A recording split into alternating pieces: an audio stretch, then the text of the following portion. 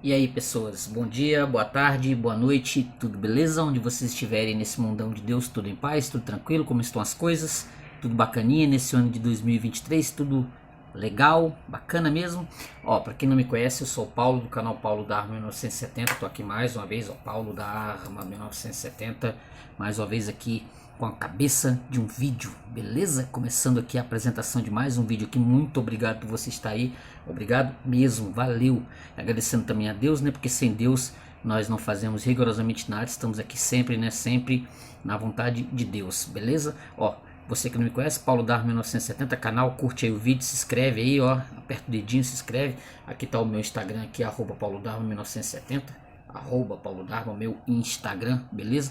Entra aí, tranquilo, você é muito bem-vindo. Se quiser também ajudar o canal, ó, 988-290-767-91 é o Pix do canal, beleza? Se quiser ajudar, tranquilo, muito obrigado mesmo, tá bom? Entra aí, se inscreve e a gente já volta já depois de passar aqui a apresentação do canal aqui. 10 segundinhos a gente já tá aqui de volta, beleza? Então volta aí, viu? Curte o vídeo, se inscreve no canal e comenta. Valeu, até já já.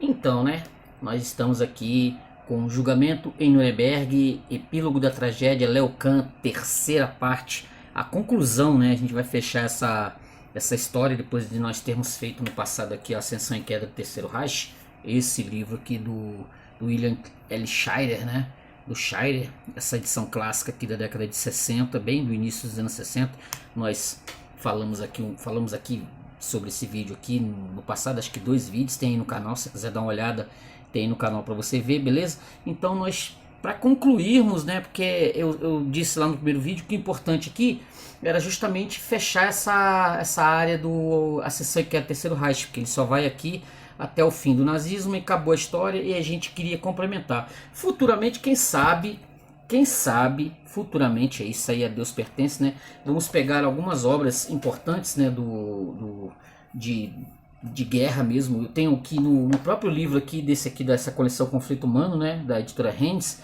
tem alguns aqui que eu tava olhando aqui que se cair na minha mão, tranquilinho.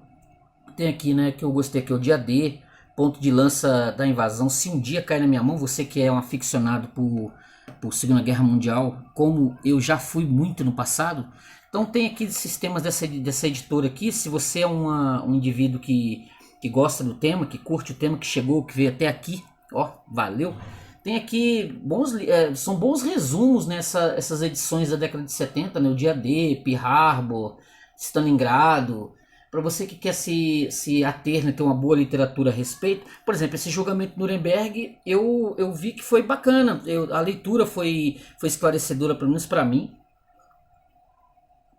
a respeito de fatos com relação ao julgamento mesmo. Tem filmes, né, como eu já disse, o julgamento de Nuremberg tem 2 filmes, um de 1960, se eu estou enganado, o outro de 2001. Procurem o julgamento de Nuremberg, são 2 filmes clássicos que foram feitos, né, que vale a pena ser assistidos. Eu vi há bastante tempo, eu não os tenho em DVD, por incrível que pareça. Nenhum dos 2 filmes eu tenho em DVD. Não, eu assisti por aí, pegando talvez nas antigas locadoras de vídeo, né, em fita de vídeo e DVD, eu não me lembro, mas eu não os tenho em DVD, que para mim é uma falha, porque eu tenho muito material da Segunda Guerra Mundial, tenho muita coisa, mas esses dois filmes eu não os tenho, não caiu na minha mão, entendeu? Também não fui comprar, não pedi pela internet, fiz nada. Simplesmente eu espero aparecer na minha mão. Se cair na minha mão, bem. Se não cair, belém. Se fosse o caso, aí de repente eu entraria aí nesses sites de compra e pediria o Julgamento de Nuremberg. São 2 filmes muito bons, valem a pena. São 2 visões distintas, tá, do julgamento. Os 2 filmes são bem diferentes. Tá? Inclusive o William Shatner está no primeiro. Você que é fã aí da Star Trek, o William Shatner está no primeiro filme, lá de 1961, se eu não estou enganado. Dá uma olhada, beleza? Então nós temos aqui, né? Nuremberg foi palco dos maiores triunfos nazistas, as reuniões do partido, as leis raciais, os mais importantes discursos de Hitler. Mas em 46, o regime nazista estava extinto, Hitler morto e Nuremberg em ruínas. mas a cidade voltava a despertar a atenção mundial, com 21 homens abatidos respondendo pelos mais horríveis crimes da história. Aqui, a questão da responsabilidade, parte 3, tá? Eu não quis concluir tudo na segunda parte, porque eu achei que o vídeo ia ficar mais longo do que ficou. Esse aqui talvez fique mais curto do que os anteriores, porque isso aqui é mais uma parte para finalizar mesmo finalizar mesmo o julgamento, porque a discussão exatamente era aquela. Depois deles terem colocado todos os indivíduos lá, né, e o julgamento levou bastante tempo, levou quase 2 anos, né, quase 2 anos o julgamento levou. Então as discussões eram de ordem puramente assim, o que os indivíduos ele, no final das contas eles tinham cometido mesmo de grave. Tinha as denúncias, como a gente falou no segundo vídeo. As denúncias elas estavam à mão, tinha papel pra caramba. Os nazistas eles tinham uma mania deles, né, de deixar tudo registrado, do Hitler até o subalterno lá do campo de concentração de Auschwitz. As coisas elas tinham essa cadeia, né? Eles não deixavam nada sem a burocracia funcionar com força. Tem muito disso. Então deixaram caixas e mais caixas de documentação assim lindamente para os 4, né? A Rússia, a União Soviética, os Estados Unidos, França e Inglaterra se deleitarem, né? Se deleitarem ao seu bel prazer, assim, para poder fazer assim o que eles quisessem. Entendeu? Provas era o que não faltava. Mas no final das contas, assim, quando a gente olha o julgamento, né, fazendo um retrospecto aqui, uma análise, né, puramente de ordem mental, a gente vai olhar aqui que só tem peixe pequeno aqui nesse negócio sentenciado, hein? Ó, o Mengele foi embora. Muitos se mataram, entendeu? Muitos se mataram, não chegaram nem a ser julgados. Aí, para dar uma satisfação para a sociedade, aí eles pegaram aqui umas criaturas aqui, cara. Neorá, 15 anos de prisão. Frisch, que foi absolvido. Chirac, 20 anos de prisão. Tem uns pau de rato aqui, Saukel, que foi condenado à morte. Frick. Assim, o Goering, ele se matou, né? Se matou na prisão, o Goering. O Goering, que assim, era vamos dizer assim, o sujeito mais decadente daqueles que estavam com Hitler, no final das contas foi o que mais se esforçou para jogar na cara de quem estava fazendo o julgamento à época que aquilo tudo era uma farsa. Que não era assim, eles venceram a guerra e resolveram fazer um julgamento. Hoje, na minha modesta opinião, quem teve mais interesse de fazer julgamento porque tinha muito know-how nessa brincadeira de julgamento desde 1936, os expurgos lá de 36, era a União Soviética, né? Era o Stalin. Entendeu? O Churchill mesmo, ele era contrário ao julgamento. Para ele era pegar essa canalha e fuzilar, meter bala, entendeu? Meter bala, não tem história de julgamento. Quem gostava dessa coisa do teatro, de julgamento, de julgar, né? Pegar os caras e fazer aquele teatrão todo era o Stalin. E justamente a União Soviética forçou a situação para que tivesse julgamento. Pelo Churchill mesmo, metia bala e acabou. Não tinha esse papo.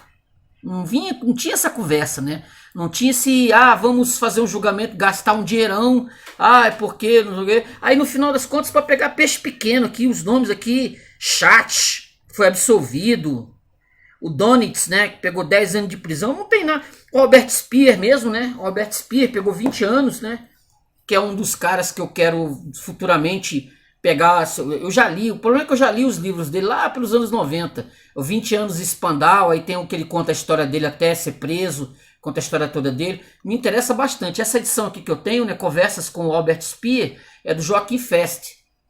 Joachim Fest, o mesmo autor aqui da bibliografia do Hitler, esse calhamaço aqui, ó, que vale para você que é um aficionado. Tem umas edições mais novas aí, beleza? Tem umas edições mais novas, divididas em 2 ou 3 partes. Essa edição aqui, da década de 70, 80, era um calhamaço só, uma bíblia. Essa edição aqui do Hitler, entendeu? Para você que é interessado, no assunto, assim, não pode faltar, né? Se você não leu essa edição aqui minha, ó, lida mesmo, bem surrada, Vale a pena pra caramba. Do mesmo autor desse Conversas com Albert Speer aqui, ó, Joachim Fest.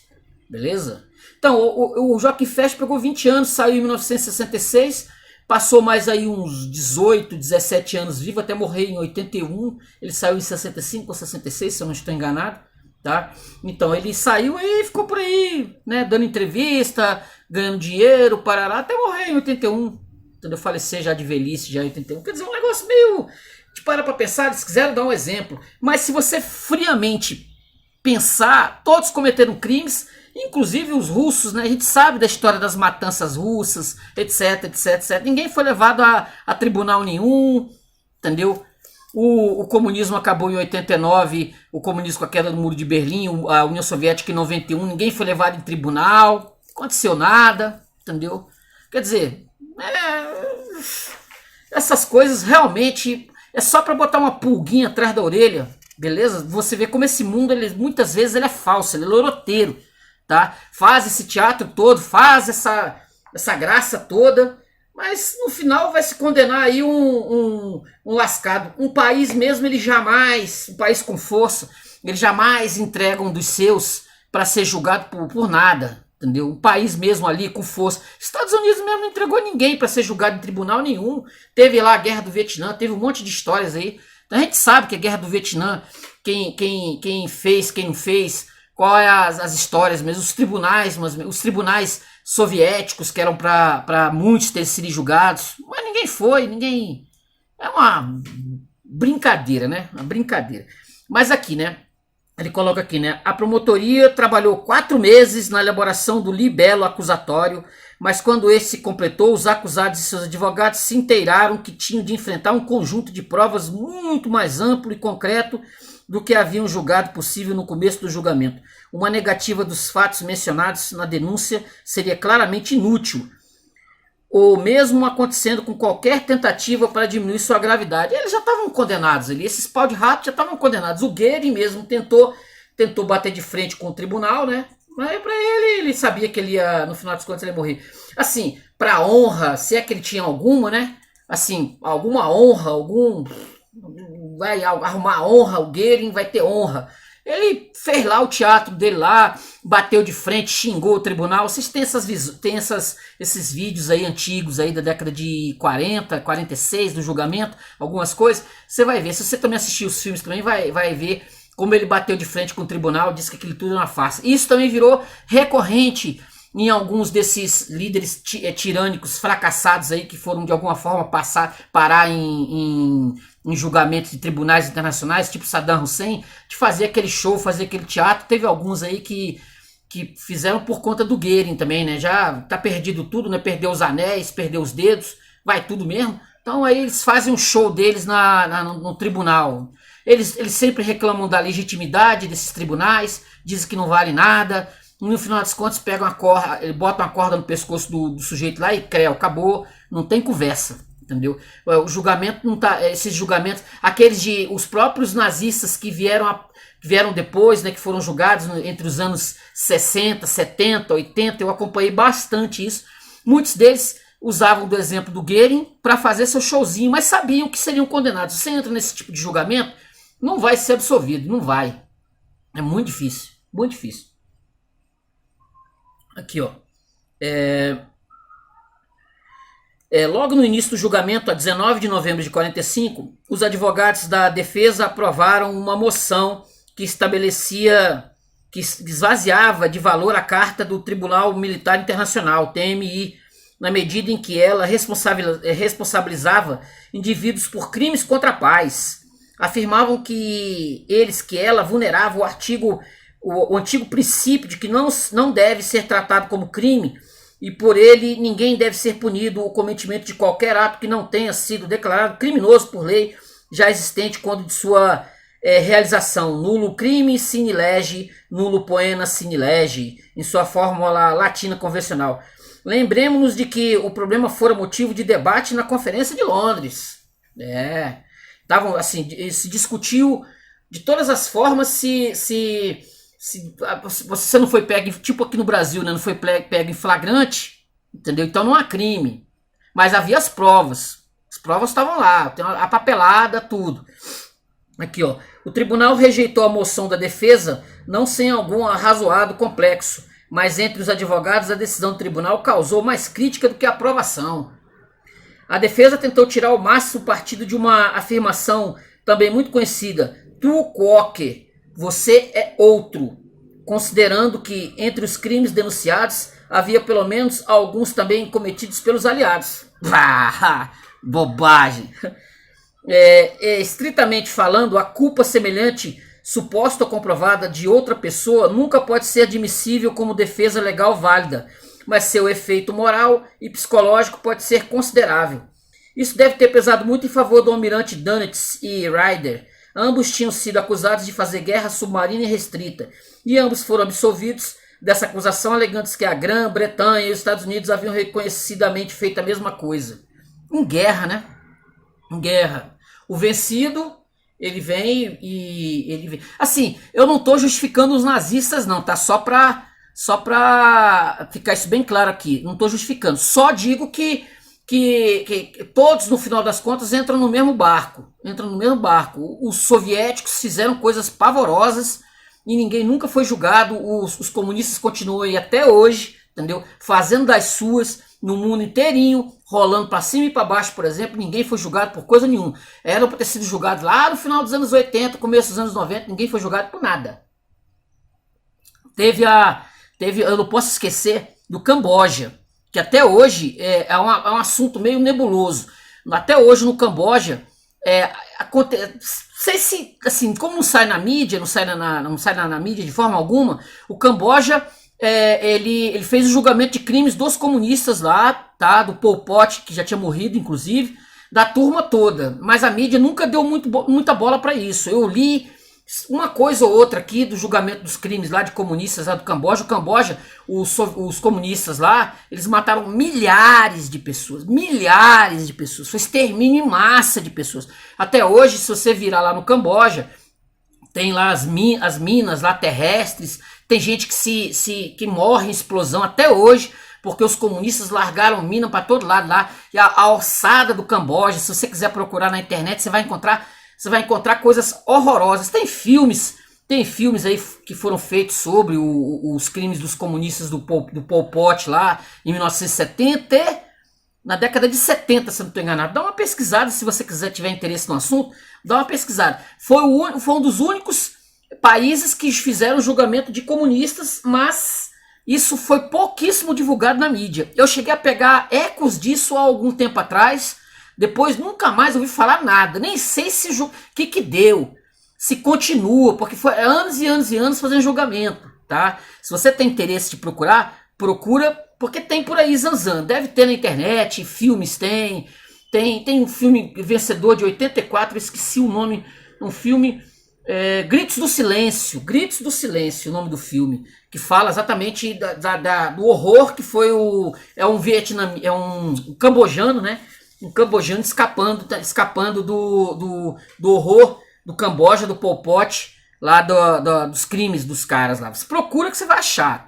Vítimas, Gritos do Silêncio, tá? Gritos do Silêncio. Minha memória ainda continua boa, hein? Ainda não envelheci ainda não. Gritos do Silêncio, um filme hollywoodiano, tá? Inclusive o ator é cambojano e acho que chegou a ganhar Oscar, inclusive, de 84. Para ser mais exato, esse filme eu não tenho. Eu já tive ele em DVD, hoje eu não tenho.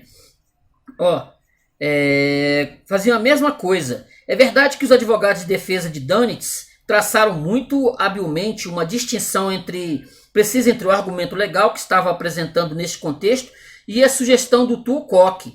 Mas ele é de se duvidar que os juízes teriam aceito seu raciocínio muito sutil, se não se tivesse preocupado em evitar a acusação de haver criado uma lei para o vencedor e outra para o vencido. Eles estavam preocupados com isso, né? Eles tinham preocupação com esse tipo de argumentação, entendeu? Que eu falei do Goering, né? O Goering, ele jogou isso na cara o tempo todo. A gente está fazendo aqui apenas um mero tribunal aqui de vencedor e vencido. Esse tipo de coisa.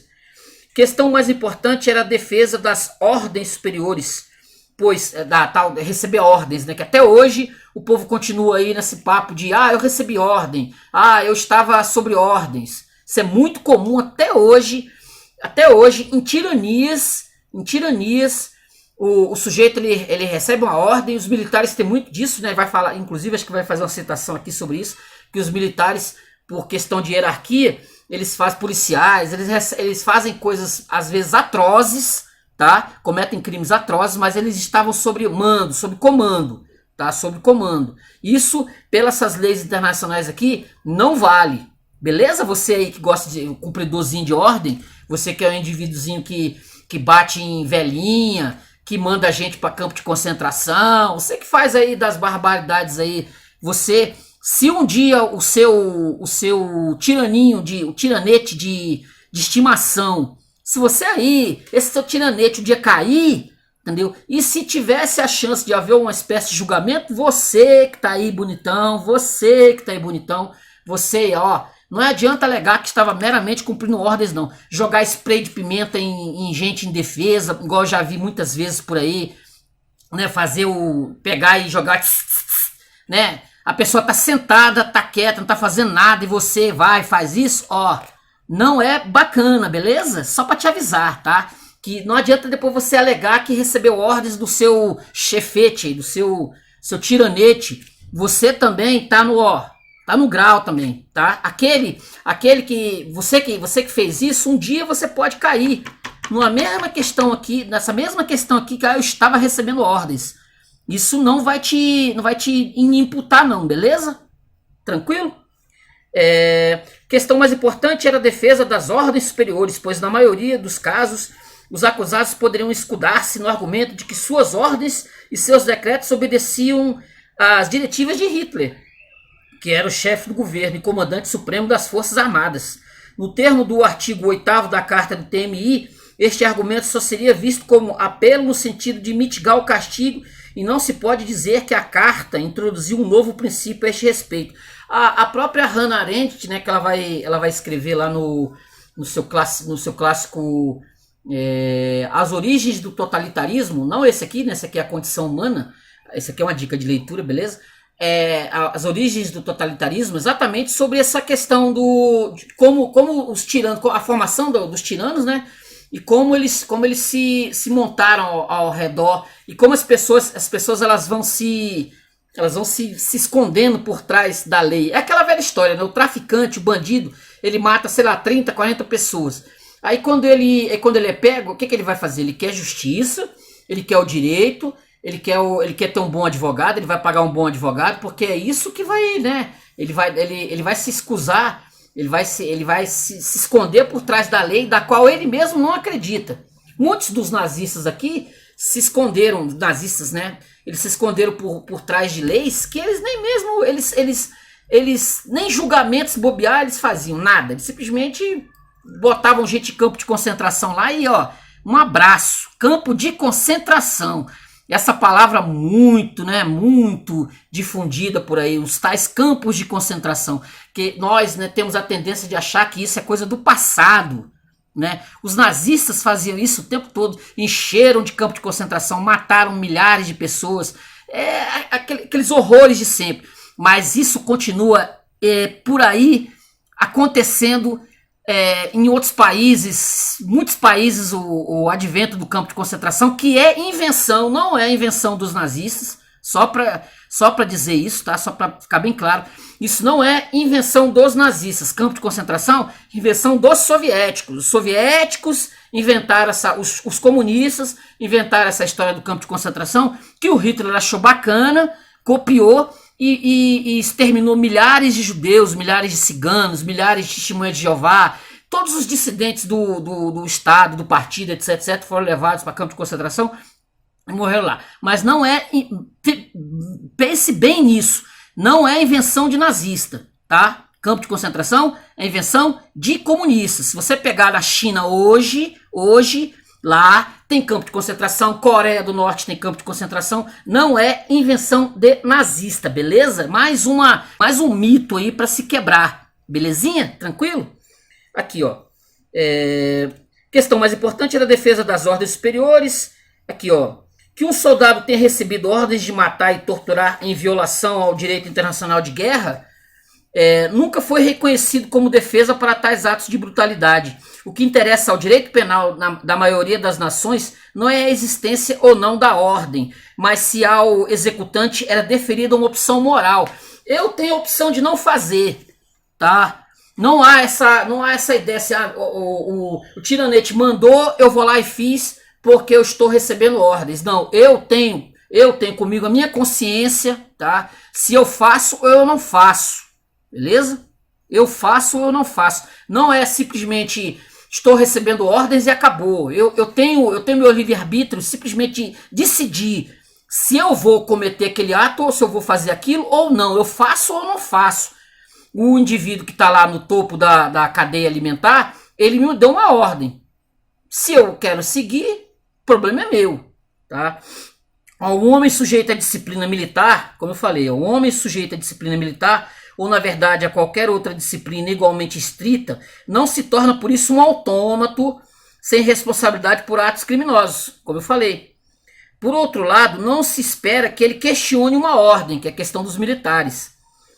Que não seja flagrantemente ilegal, tampouco se pede que ele seja um herói.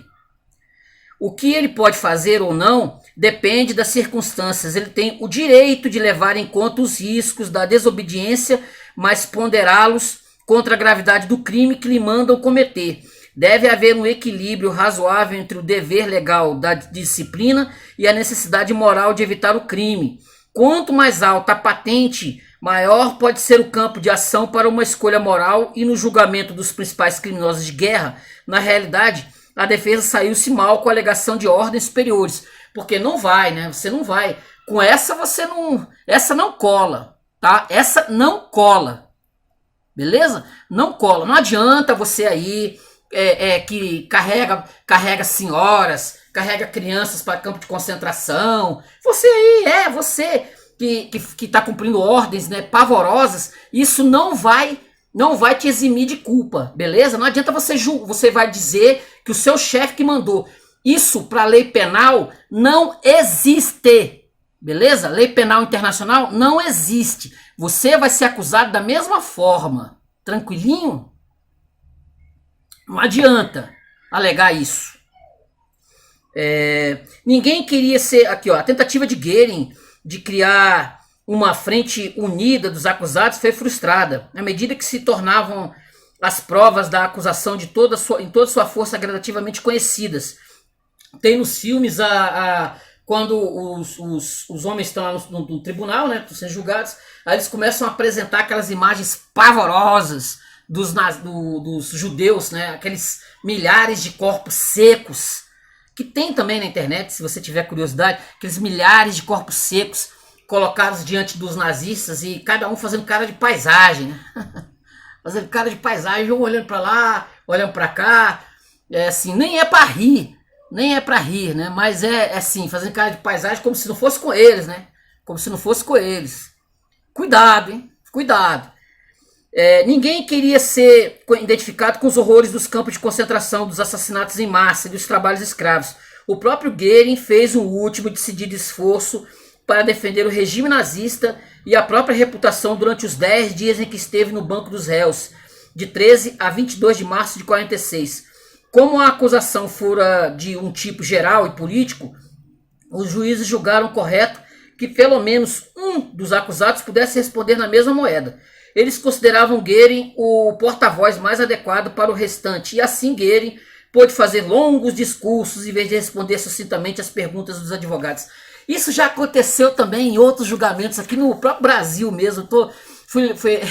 Lendo aqui, eu fui lembrando, né, que o juiz chegava para acusar lá o indivíduo, aí o indivíduo começava a fazer propaganda política, começava a fazer discurso no próprio julgamento, né? Quer dizer, são coisas assim bem semelhantes. Depois, ao contrário do que poderia, né, suceder, o indivíduo ele foi absolvido.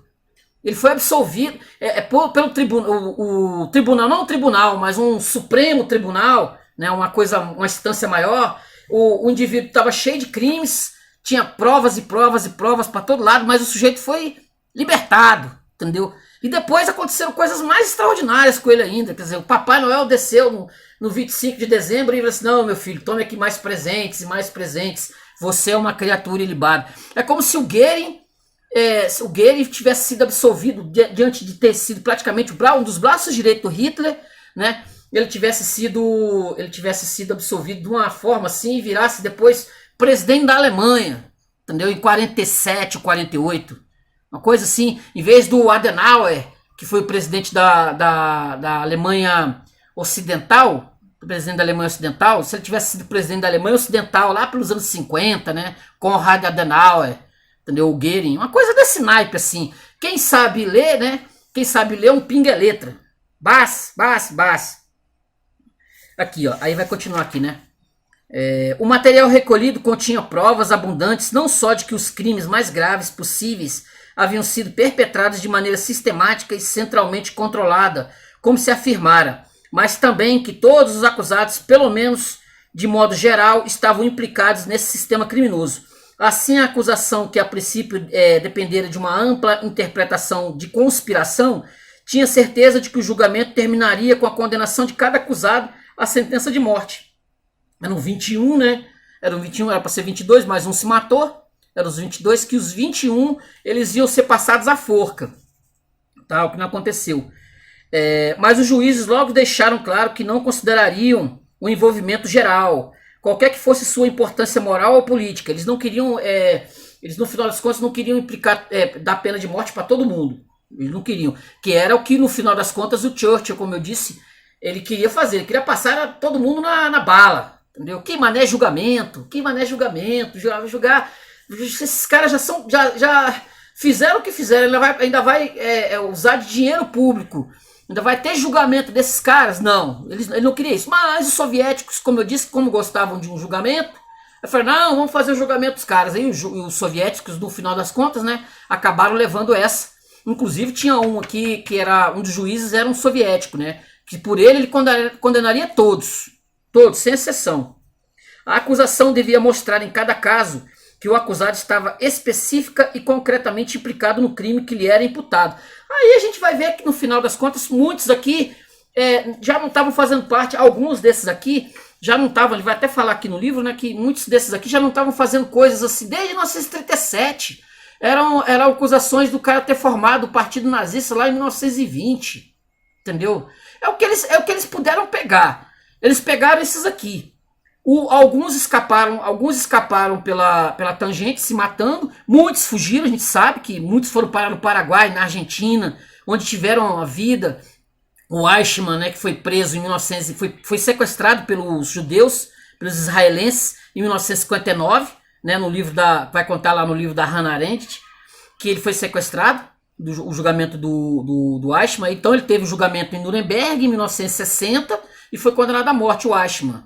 Tá? Se você também quiser, tem aí filme, tem os próprios livros, tem o livro da Hannah Arendt também, vale muito a pena estudar e ver essa da banalidade do mal, né? A chamada banalidade do mal, que inclusive é o título do livro, Banalidade do Mal. Aqui, ó. Às vezes um acusado em Nuremberg negava conhecer um acontecimento, mesmo quando se lhe mostrava a própria assinatura aposta no documento relativo ao mesmo. Quando isso acontecia, era inevitável a saída de que andava tão ocupado que não tinha tempo para ler tudo o que lhe davam para assinar, ou alegaria para mitigar sua situação que nos bastidores censuraram a ordem criminosa de Hitler, ou tentava suavizar seu impacto, embora desse mostras de ávida obediência em público. Tais explicações quase nunca eram convincentes e muitas vezes eram patentemente absurdas. Ocasionalmente traduziam alguma realidade. De qualquer modo, deviam ser ouvidas e meticulosamente examinadas, e o tribunal fez isso durante outros 7 cansativos meses. 7 meses nisso. Nós vimos lá sobre o Eichmann, né?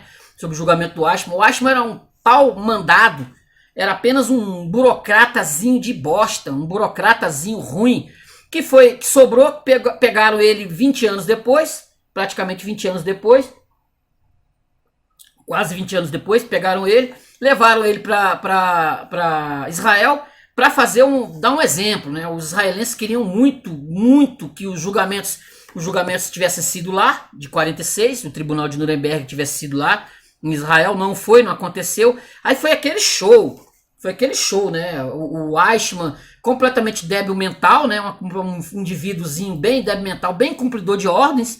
Pegaram o cara, condenaram ele à morte, depois de também um bom tempo também, condenaram ele à morte, aí pegaram, ele foi enforcado, depois o corpo dele foi queimado e as cinzas dele foi jogado no mar Mediterrâneo. Aí acabou a brincadeira.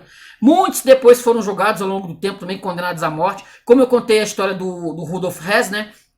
Que ele ficou no Spandau, preso na prisão, preso em Spandau até 1987. Ele estava preso, o último preso em Spandau, né? Esses todos, muitos desses aqui que foram liberados aqui, ó, dessa listinha aqui, muitos deles foram liberados e foram viver suas vidas. Ele ficou sozinho na prisão, junto com, aqui, ó, tem aqui os, ó, a sentença imposta ao Tribunal Militar, ó, as carinhas das figuras aqui, ó. Tá vendo? Aqui tem aqui morto, prisão de tantos anos, tanto. O Rudolf, o Hess foi um dos últimos que ficaram na prisão e acabou se suicidando. Ou mataram ele, né? Não tem como eu afirmar, mataram ele. Dizem oficialmente que ele foi mexer com a instalação elétrica lá, assim, a eletricidade, aí ele acabou se matando, mexendo com os fios lá. Ele já era bem idoso e acabou se matando. Entendeu? É o que oficialmente acabou ficando, né, nessa história, né? E no final das contas foi isso que deu. Deixa eu ver aqui o que os alemães. Aqui, ó. O quadro existente nas páginas 146 e 147 mostra as decisões de tribunal e as sentenças dadas, resultando da longa luta forense. Com 19 condenações contra apenas 3 absolvições, a acusação podia dar-se por satisfeita. Por outro lado, o fato de que num julgamento dessa natureza, 10 dos 22 acusados escaparam com vida. Era um peixe pequeno, gente. Eram indivíduos assim, cara, muito... Os grandões mesmo, a turma mesmo. Hitler já tinha se matado em 45. A turma mesmo da pesada, a turma mesmo boa, ou eles se mataram ou fugiram para Paraguai, para Argentina, se esconder no Brasil, lá pelaquela área do Foz do Iguaçu, entendeu? E viveram com identidade secreta e até morrer. Muitos, claro que os judeus, os israelenses, né, estavam atrás de muitos, tinham especialistas só para pegar criminoso de guerra, nazista. Tinha os especialistas, tinham os caras treinados para rodar o mundo para encontrar esse indivíduo. O Mengele mesmo foi morrer em 79 e foi ser encontrado no cemitério de Perus, né, como indigente, com outra identidade, em 1985, que foi aquele escarcéu na época, 85, quando descobriram a alçada do Josef Mengele, tá? Muito isso aí. Sem tentar a tarefa impossível de examinar todas as provas em detalhes, a sentença dava apenas uma simples indicação do raciocínio que se fundaram determinadas decisões, uma característica insatisfatória, ainda que inevitável, do julgamento. As condenações à morte foram dadas nos 12 casos em que isso era esperado pela maioria das pessoas, face ao envolvimento dos acusados. Evidentemente, Goering era culpado sob todos os aspectos, não havendo praticamente nada a dizer como atenuante. Ele não tinha como ter atenuante no final, porque ele era talvez o maior que tinha ali, era o braço direito do Hitler, era um homem que estava ali. O Rudolf Hess, ele fugiu da Alemanha em 41, né? Ele fugiu da Alemanha em 41. Ele foi tentar arrumar um tratado de paz com o Churchill na Inglaterra e foi preso lá, e ficou preso. O Rudolf Hess, maluco, né? Que no próprio julgamento mesmo dele, ele deu uma de doido várias vezes. O Rudolf Hess fugiu, ele praticamente da guerra 39-41, ele foi tentar arrumar um tratado de paz, que ele queria que o Hitler fizesse um tratado de paz com a Inglaterra, entendeu? Com a Inglaterra, não deu em nada, como o Churchill, né? Tipo, o Churchill fuzilaria tranquilamente. Goering muitas vezes, aliás quase sempre, foi a força motriz, só sendo superado pelo seu líder, afirma na sentença do tribunal. Ribbentrop, não satisfeito com seu papel na provocação da guerra, deu entusiástico apoio à política de opressão e ao genocídio desencadeados durante o conflito. Ninguém questionou a culpabilidade de Kaltenbrunner, o segundo homem da SS, o Estado dentro de um Estado, ou de Bormann, nos últimos anos do Terceiro Reich, provavelmente o mais poderoso dos lugares tenentes de Hitler. ou de Rosenberg, Frank, 6 e 4. Aí começa a raia miúda. Aí começa a raia miúda, vai da listinha de arraia miúda que tem aqui. Aqui, ó. O tribunal, ó, von Papen e Schacht prestaram grandes serviços ao nazismo durante a última fase da República de Weimar, em 1920, né? 1920 e pouco. E no período conhecido como de consolidação do poder. Alegaram, entretanto, desconhecimento das intenções gerais de Hitler. O tribunal os absolveu, embora ressaltasse para reverberar a responsabilidade dos dois velhacos na implantação do nazismo, admitindo que eles já não estavam em posição de influenciar durante o período crítico, a partir de 37. O juiz russo era pela condenação dos dois. Os russos condenam isso aí também. Para eles, o negócio ali era só teatro. Eles não estavam a fim de só fazer graça, coisa que o Stalin adorava. Aí vai ter aqui no livro, né, inferências, né? Ele vai dizer aqui, ó, a primeira pergunta deve ser: fez-se justiça? Em outras palavras, os acusados foram julgados imparcialmente e os padrões aplicados pelo tribunal estão em harmonia com o nosso senso geral de justiça do nosso tempo? Aí é com vocês. É verdade que um ponto controvertido ainda continua reaparecendo sempre que se discute o julgamento: o caráter retroativo das cláusulas da Carta sobre conspiração e guerra agressiva.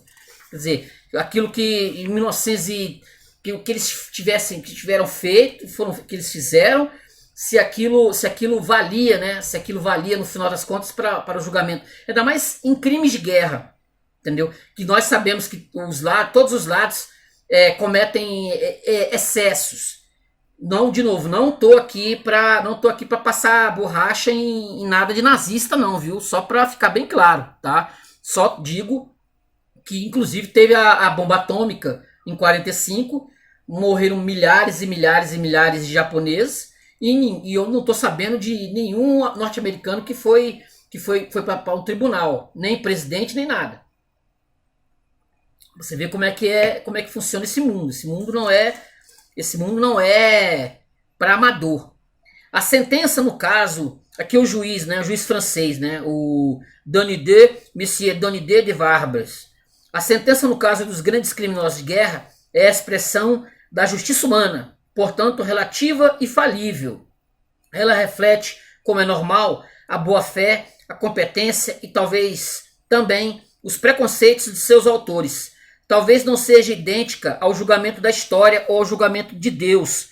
Contudo, as diretrizes e matizes que contêm a sua moderação relativa provam que, pelo menos, não é a expressão de uma justiça empenhada em vingança. Não sei se eu vou concordar. Aqui o autor aqui, né, ele vai concordar com o pensamento do francês. Essa não é a voz de um obediente agente governamental, mas inequivocamente a de um juiz, no sentido mais lato da palavra. Com suas sensatas restrições em mente, podemos dizer que o julgamento de Nuremberg alcançou sua finalidade imediata, a uma avassaladora e potencialmente perigosa exigência de castigo. Ele deu primeiramente o alívio na forma civilizada de um processo judicial genuíno. Isso aqui nas palavras, né, com aspas e aspas do Léo Kahn, o autor, beleza? Que esteve lá, que acompanhou. Ó, e para finalizar, e quanto ao povo alemão? Né? Quanto ao povo alemão, o julgamento foi como uma terapia política de choque. Até que ponto o cidadão alemão médio sabia dos crimes nazistas enquanto estes eram cometidos? A autoridade comete seus horrores, né? As autoridades eleitas, até muitas vezes eleitas, cometem seus horrores. A que ponto eu sou culpado do que esses bastardos fazem, né, na política, no dia a dia, os horrores, as milhares de pessoas que eles levam à morte? Até que ponto eu sou responsável por isso? Como é que eu vou responsabilizar o povo alemão? Muitos não sabiam, muitos faziam cara de paisagem, muitos não queriam morrer, entendeu? E muitos pegaram beco, foram para os Estados Unidos, né, foram morar nos Estados Unidos, foram para a Inglaterra, fugiram do país. Muitas vezes você, diante de uma situação extrema, a única coisa que te resta é fugir. Se você ficar, você pode ser acusado de ser colaborador daquilo ali também, futuramente. Como muitos alemães foram, né? Por certo, muitos poucos tinham conhecimento pleno das atividades criminosas. Por outro lado, muitos saberiam mais do que posteriormente se revelaram dispostos a admitir. Quanto à maioria, provavelmente pode-se dizer que era menos um caso de ignorância do que um caso de não querer saber. Como os fatos nos expostos não era mais possível uma fuga mental e os alemães de boa vontade puderam dedicar-se à tarefa de enfrentar o passado, coisa que eles passaram aí uns bons 30 anos. Os alemães continuam, talvez até hoje, né? Até hoje, com o trauma, do que aconteceu dos pais, dos avós, né? Deles terem se envolvido com o nazismo. Muitos dos que estão, a geração que está aí hoje, né? Bisavós, tiveram envolvimento com o nazismo. Isso é uma mancha que segue a Alemanha por anos e anos e anos e anos e anos, estradas afora aí. À luz desses princípios, é agora inconteste, como não era antes do julgamento de Nuremberg, que o moderno direito internacional, aqui ele vai fazer um elogio, né? Impede que os indivíduos culpados se abriguem por trás do conceito abstrato do Estado.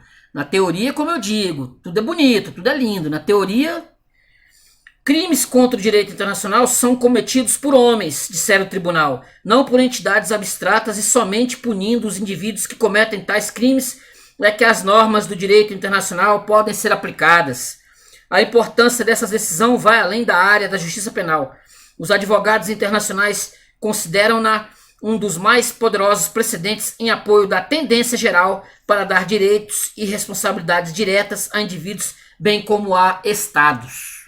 E assim eu vou finalizando, né? Porque aí ele vai falar aqui do que aconteceu, vai elogiar a ONU, vai falar dos crimes cometidos nos Estados Unidos na Guerra do Vietnã, mas que, no meu modo de entender, a União Soviética também estava no meio da brincadeira, também fornecendo arma para os vietnamitas, né? Então, sim, a finalidade aqui vai ser assim, se no futuro, quem sabe, né, a gente aprender nós aprendemos com alguma coisa, né, no futuro, se até hoje, né, a gente não aprendeu, mas quem sabe no futuro a gente aprenda realmente a não violar leis que não são para serem violadas, não cometerem atrocidades, países, né, não cometerem atrocidades como nós vemos aí o tempo todo. Então, finalizando, né, Julgamento em Nuremberg, Epílogo da Tragédia, do Léo Kahn, esse livreto aqui.